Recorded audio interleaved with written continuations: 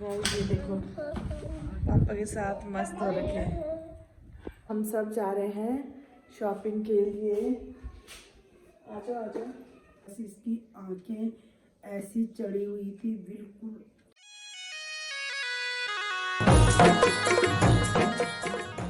Good morning guys and welcome back to my vlog. Hope so आप सब स्वस्थ होंगे, मस्त होंगे। मैं भी एकदम मस्त हूँ। चलते हैं अपने नए दिन के साथ, अपने नए व्लॉग की शुरुआत करते हैं। और आज व्लॉगिंग की शुरुआत हो रही है मेरी 10 बजे से।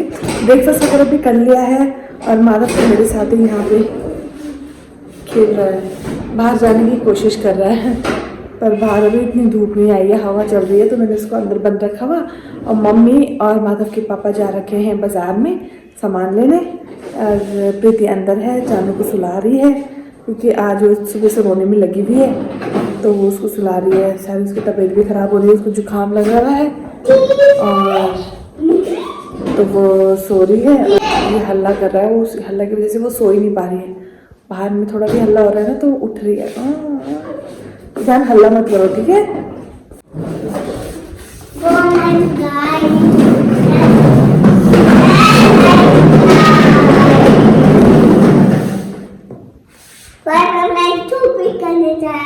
शॉपिंग करने? हाँ आप भी जा रहे हो? हाँ, आपको छोड़ने। और पापा कहाँ गए आपके? आए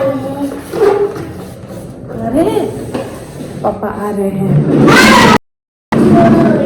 और मेरे भी बस अभी काम होता है।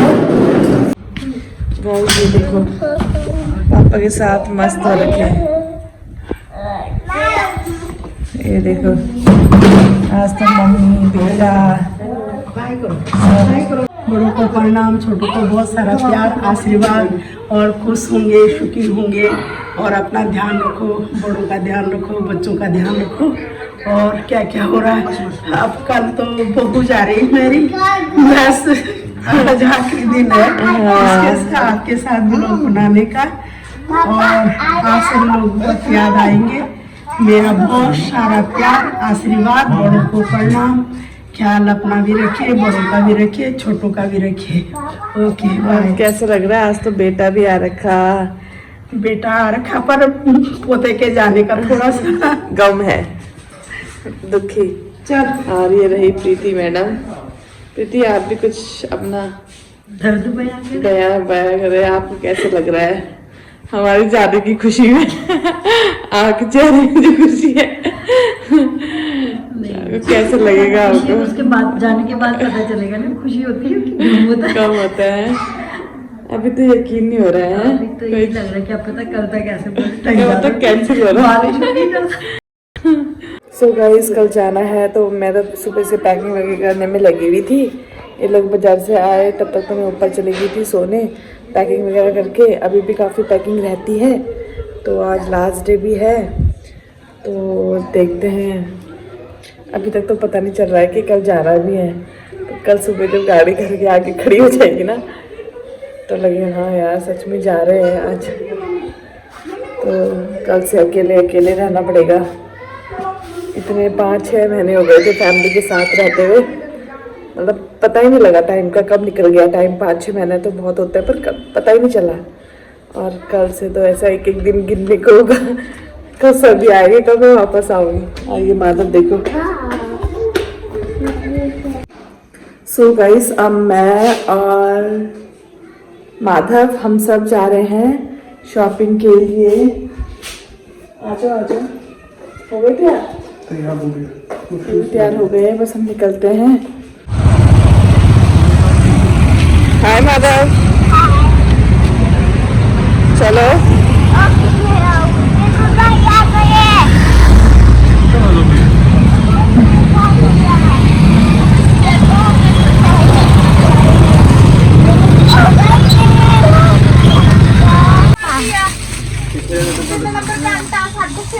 इधर आओ।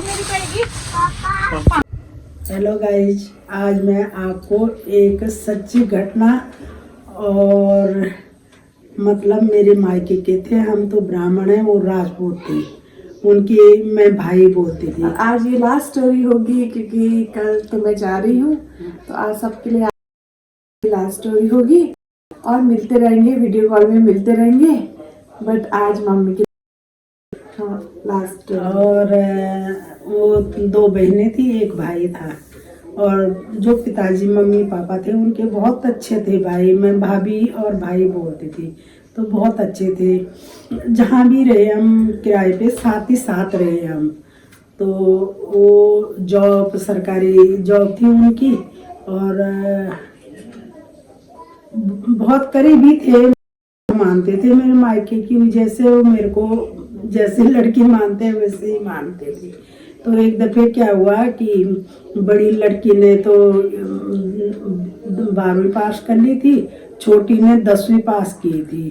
तो ये जुलाई का महीना था, और वो नहाने गई अंदर, रॉड लगा रखी थी, वो शायद लोहे की बाल्टी पे थी, उसको पता नहीं चला, उसने दरवाज़ा बंद किया एकदम, वो स्विच बंद करना भूल गई, तो वो नहाते समय उस पर करंट लग गया। तो वो उसी दिन उसका 2 दिन पहले रिजल्ट आया था 12वीं का, तो वो फर्स्ट डिवीज़न से पास हुई थी। तो उसके पापा को गुजरे हुए सरकारी जॉब पे थे, पर वो जॉब पे ही रिटायर नहीं हुए थे, वो जवानी ख़त्म हो गए थे, शादी में जा रखे थे गांव अपने। तो ये रुद्रप्रयाग में है ये गांव, और उसमें बवाई मतलब चोपता के गांव के थे। तो इनकी जो है वहाँ पे बारात में जा रहे थे, रास्ते में अटैक पड़ा, वो ख़त्म हो गई वहीं पे। तो उस दिन से वो लड़की हमेशा बोलती थी कि पापा मेरे को ले जाओ, पापा मेरे को ले जाओ, अपने साथ मेरे को ले जाओ।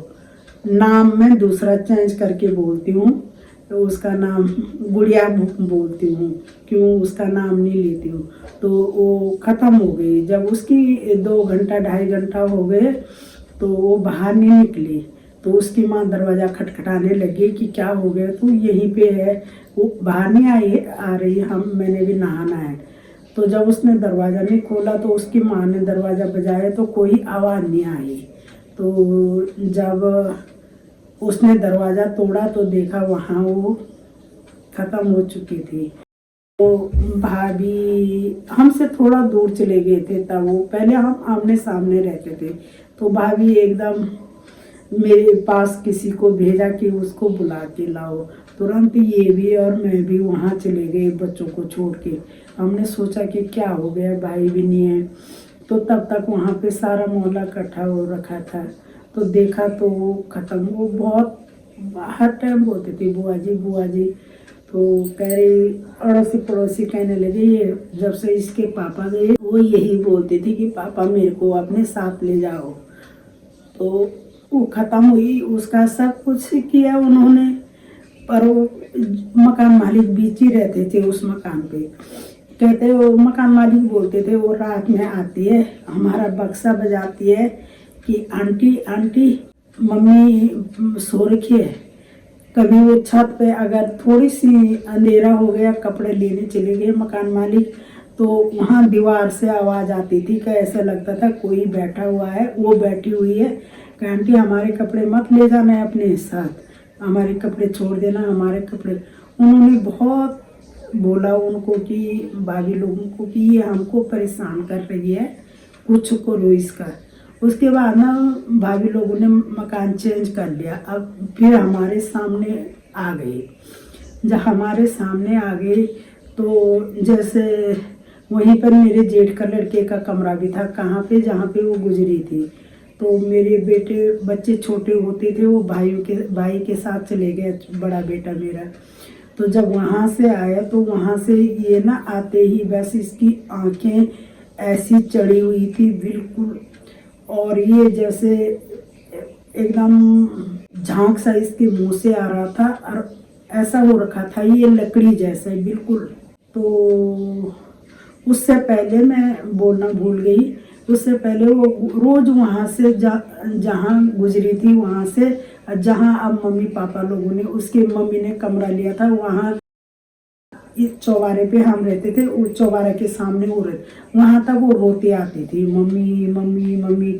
मैंने इनको बोला, उसकी आवाज़ आ रही है गुड़िया की, तो रोती हुई रोज आती है यहाँ पे। ये भी कहने लगे कि तेरे कान बजते हैं। मैंने कहा कान नहीं बजते हैं, मैं खूब सुनती हूँ उसकी आवाज़। तो उसके बाद बेटे को वहाँ से गया, बेटा बिल्कुल लकड़ी जैसा हो। फिर मैंने क्या किया, मैंने थोड़ा सा इसके पापा को, रात में बच्चे सो रखे थे एक कमरे में, हम दूसरे कमरे में, छोटा बेटा और मैं। तो फिर मेरी बड़ी छोटी मम्मी और को तो डर से कुछ वो हुआ नहीं। फिर वो छोटी बेटी ने अंदर से दरवाजा जोर जोर से आवाज़ मारी। मैं एकदम उठी, मैंने कहा अरे पता नहीं इसको क्या हो गया। फिर जब मैं गई तो वहाँ पे वो लकड़ी जैसा हो रखा बिल्कुल, यहाँ की कुछ तो ऐसा नहीं लग रहा था ये इंसान होगा। फिर इसके पापा ने थोड़ा सा पानी पूनी मंत्रा थोड़ा वो किया, तो एकदम जैसे कोई बोलता ना, उसकी आत्मा जैसे सामने से आवाज़ दे रही कि मैं हूँ। उस दिन बोला, मैंने कहा देखो जिंदगी सबका होता है, मरे में कोई किसी का नहीं होता है। जिंदगी में मैं तेरे को बहुत प्यार करती थी, पर अब तू हमारे कुछ नहीं लगती, अब देव स्वरूप है। तो मैंने कहा जाना है तो अपने घर आ गए, अपनी मम्मी को बोल, जिन्होंने कुछ नहीं किया उनको बोल मेरा कुछ करो। तो वैसे तो जैसे सिंपल उन्होंने किया था, पर जैसे वो चाहती थी वैसे नहीं किया। उसके बाद जैसे ही मैंने ऐसा बोला ये ठीक हो गया, वो अपने भाई की, उसकी भाई के दांत में इतना दर्द, हाई हाई हाई पूरी रात, मतलब जब से हमने बोला 12 बजे उसके दांत में दर्द हो गए। वो हमको लेने आ गए, इमरजेंसी में सरकारी हॉस्पिटल ले गए। संगरूर की बात है, उन्होंने कुछ भी नहीं है, जान में दवाई दी, इंजेक्शन वगैरह लगाए, घर आ गए। दूसरे दिन उसके 2 भाई थे, 2 बहन, 4 भाई बहन थे वो।